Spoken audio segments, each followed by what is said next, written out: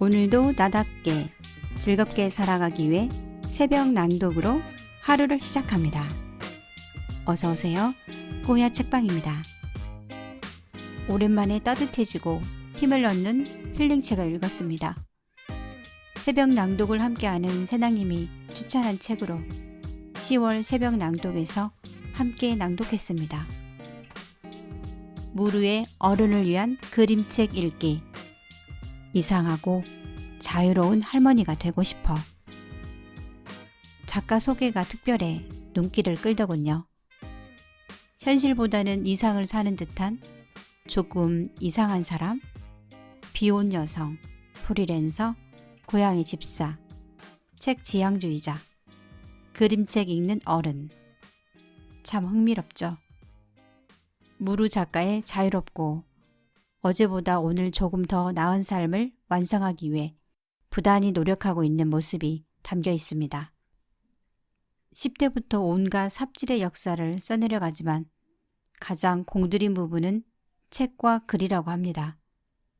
20대에는 아이들을 가르쳤고 30대에는 청소년들과 입문서를 읽고 글을 썼답니다. 40대인 지금은 어른들을 대상으로 그림책과 문장 수업을 하고 있습니다. 무르 작가의 글은 성장과 모험의 화두가 담겨 있어요. 그래서인지 문장들은 읽는 이에게 뭔가 꿈틀거리게 만듭니다. 잊고 있었던 꿈에 대해 생각하게 합니다. 작가님은 프롤로그에서 말한 것처럼 멋진 할머니가 될 듯합니다. 프롤로그. 90살의 할머니가 그림책을 만든다. 재료는 오래된 천들이다. 할머니는 서랍장 깊숙이 차곡차곡 접어두었던 낡은 옷과 쓸모를 다한 직물을 꺼내 가위로 정성스레 오린다. 그러고 나서 흰 천 위에 색색의 천 조각들을 잇고 겹치고 꿰맨다. 그렇게 완성된 34장의 천이 묶여 한 권의 아름다운 그림책이 된다. 제목은 망각에 붙이는 노래. 남서울 미술관 1층 전시실에서 낱장으로 해체된 루이즈 부르주아의 그림책을 보던 날, 내 옆에는 편집자 오씨가 있었다. 그의 가방 속에는 1년 안에 출간하고자 했으나 2년도 넘게 걸릴 어떤 책의 출판 계약서 한 부가 들어있었다. 계약서 상단에 적힌 가제는 어른들을 위한 그림책 읽기. 내 일의 이름이다. 지난 몇 년 나는 어른들과 그림책을 읽고 문장을 쓴다. 그전에는 오랫동안 아이들과 온갖 책을 읽고 글을 썼다. 그보다 더 오래전에는 책을 별로 안 읽었다. 책 안 읽는 아이와 책으로 일을 하는 어른 사이에 무엇이 있었나 생각해보면 그림책이 있다.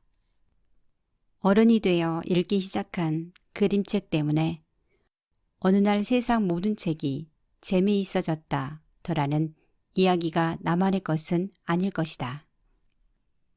루이즈 부르주아의 그림책은 한 여인이 어른으로 살아온 긴 시간의 흔적들을 재료 삼아 만들어졌다. 해진 천을 자르고 꿰매며 작가는 자신의 지난 날들을 오래 매만졌을 것이다. 전시장 벽면에 걸린 그림책을 보고 난 뒤로 나는 바느질하는 할머니의 손을 자주 상상했다. 그 손은 오래된 것들을 쉽게 버리지 않는 손이고 때로는 그것들을 모두 꺼내 과감히 자르는 손이며 끝내는 섬세하고 다정하게 깊고 이어 아름다운 무늬를 만들어낼 줄 아는 손이다. 나이 든 어느 날에 내 손이었으면 하고 발아가 되는 손이기도 하다. 오래 품고 있던 생각들을 천삼고 아끼는 그림책들을 실삼아 썼다. 쓰는 동안 나의 쓰기가 할머니의 바느질 같았으면 좋겠다고 생각했다. 부족한 솜씨에도 아름다운 실들이 많아서 힘을 냈다. 읽을 때도 쓸 때도 한결같이 기댈 수 있는 이야기들이 있어서 얼마나 다행인지 모르겠다. 2020년 5월 무르. 밑줄 그은 문장들입니다. 좀 이상한 사람들이 모여들었다. 72페이지. 이상한 사람들이 있다. 개미가 지나가는 길을 방해하지 않으려고 우스꽝스럽게 보폭을 한껏 벌리고 북적이는 사람들 틈에서 저만치 밀려난 외톨이에게 다가간다. 경기가 끝나면 내 편이 져도 이긴 팀을 축하해주고 공연장에 관객이 들지 않으면 스스로를 위해 연주한다. 지나가던 아이를 웃기기 위해 바보 표정을 짓고 아무도 다니지 않는 길을 애써 찾아다닌다. 누가 보든 말든 사랑의 마음을 아낌없이 표현하고 누군지 모를 이들이 남긴 작은 흔적들을 쫓으며 기쁨을 느낀다. 미겔 탕코의 좀 이상한 사람들에 등장하는 이들은 저마다 사랑스러운 구석이 있다. 이상한 사람들을 바라보는 작가의 눈에 애정이 가득하기 때문이다. 그러나 현실 속에서 눈을 크게 뜬 채로 꿈을 꾸는 사람들은 멀리서 보면 이상해 보이기 십상이고 가까이서 보면 이상주의자로 보이기 딱 좋다. 이상하다의 뜻풀이 중에는 이런 것도 있다. 지금까지의 경험이나 지식과는 달리 별나거나 색다르다. 주민 모임을 통해 해보겠다던 자급자족은 여전히 멀리 있다. 게다가 지난 겨울부터 휴식기가 시작되었다. 쌓아온 시간만큼 고민의 무게가 깊어간다. 그러나 이 이상한 사람들이 있어서 나는 외롭지가 않다. 무엇보다 지금도 주민 모임의 줄기에서 새롭고 재미난 가지들이 하나씩 자라나고 있다. 판타지의 세계에 도착할 때 120페이지. 그림은 글보다 빠르고 정확하게 감정에 닿는다. 설명하는 대신 보여주기 때문이다. 색, 크기, 음영, 구도, 비율, 질감까지 모든 것이 한꺼번에 온다. 나에게 익숙한 것들이 더 강조되는 방식으로. 그래서 그림책은 종종 줄거리를 요약하기가 곤란하다. 요약하면 한없이 시시해진다. 나를 눈물 쏟게 한 이야기들조차 그 시시함을 피해갈 길이 없다. 다 아는 이야기. 어디서든 한 번은 들어봤던 이야기. 그런 이야기들이 그림책이라는 제한된 형식 속에서 여전히 새롭게 만들어진다. 시를 닮은 그림의 언어로. 노년의 삶에 필요한 3가지 조건은 무엇인가? 195페이지. 노년의 삶에서 필요한 3가지 조건에 대한 질문을 이렇게 바꿔본다.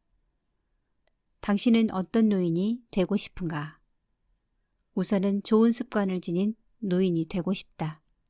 기술이나 재능이 아니라 습관인 것은 성과보다 반복되는 리듬이 더 중요하다고 생각하기 때문이다. 그것을 반복해 나가는 것은 내가 그 일을 잘하기 때문이 아니라 그런 사람으로 살겠다는 마음 때문이다.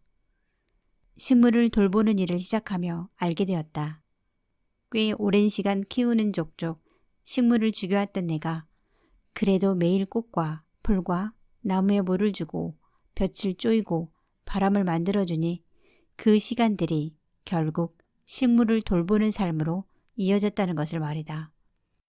재능이 없어도 의지만 있다면 꾸준히 해나갈 수 있다. 악기를 잘 다루지 못해도 매일 피아노나 기타를 연습할 수 있고 몸치어도 매일 춤을 추며 음악을 즐길 수 있다. 완성된 채식주의자가 될 수 없다 하더라도 채식 지향을 이어갈 수도 있다. 습관이 곧 한 사람의 고유성이 되는 이유가 여기에 있다. 좋은 습관을 지닌 노년을 상상할 때 나는 농부의 삶을 떠올린다. 그들은 그 누구보다 아름다운 삶의 온유를 가진 사람들이다. 자연에 가장 밀착되어 하루의 변화와 계절의 흐름에 순응하고 조응한다. 그래서 농부의 삶에 대해 말하는 이야기를 만나면 마음이 부푼다. 이번 생에 꼭 한 번은 농부로 살아보고 싶다는 열망이 꿈틀댄다. 여러분은 노년에 필요한 세 가지가 뭐라고 생각하세요? 저는 건강, 시간, 돈이라고 생각합니다. 감사합니다. 오늘도 나답게 즐겁게 다음 시간에 만나요.